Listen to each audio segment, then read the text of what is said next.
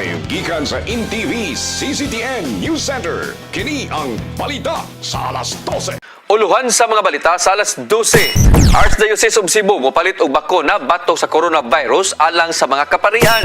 Mga baboy ug karne nga gikan sa Rion 8 dili na makasuod sa dakbayan sa Sugbo sugod karong adlaw. Mayong udto ako si Dennis Tabar, kauban sa Newsang Puwersa sa CCTN News Team. Kami mahatod kaninyo sa mga balita sa alas 12. Karon sa detalye sa atong mga balita. Update sa COVID-19 din sa Central Visayas.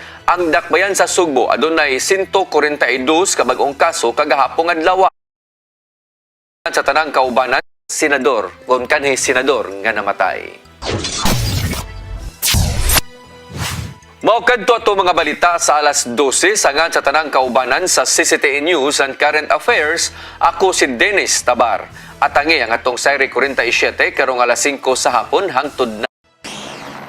Live gikan sa InTV CCTN News Center. Kini ang balita sa alas 12. Uluhan sa mga balita.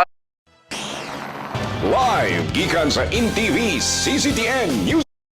Pinagkakatiwalaan ng mas maraming Pilipino. ABS-CBN News and Current Affairs. Sa ulo sa mga balita sa TV Patrol Southern Mindanao. Pulis nga nangulata og tricycle driver na pusilan patay sa kauban ng pulis. 12,000 katrabaho gitanyag sa trabaho, negosyo, kabuhayan, job and business fair atol sa Labor Day. Adlaw sa mga mamumuo, itagbo og protesta sa mga progresibong grupo.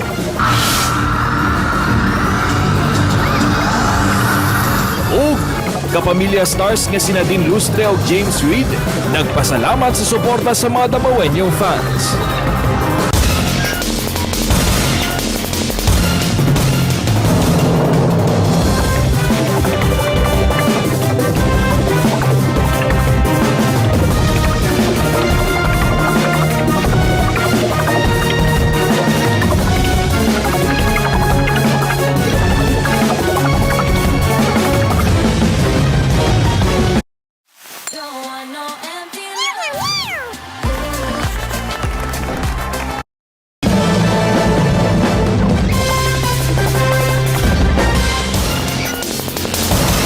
Gikan dinhi sa Gaisano Mall of Davao, among ihatod ang mga katikaran sa nagpadayong trabaho, negosyo, kabuhayan, jobs and business fair.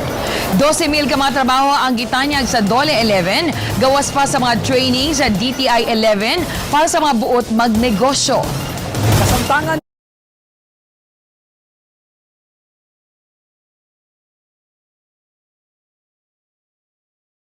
Pahamtang nga usbaw.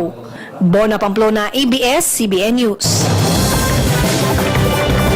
atangi, pulis nga nangulata og tricycle driver na pusilan patay sa iyang kabarong pulis. Og 100 ka mga job seeker hired on the spot sa ipahigayong Labor Day Job Fair.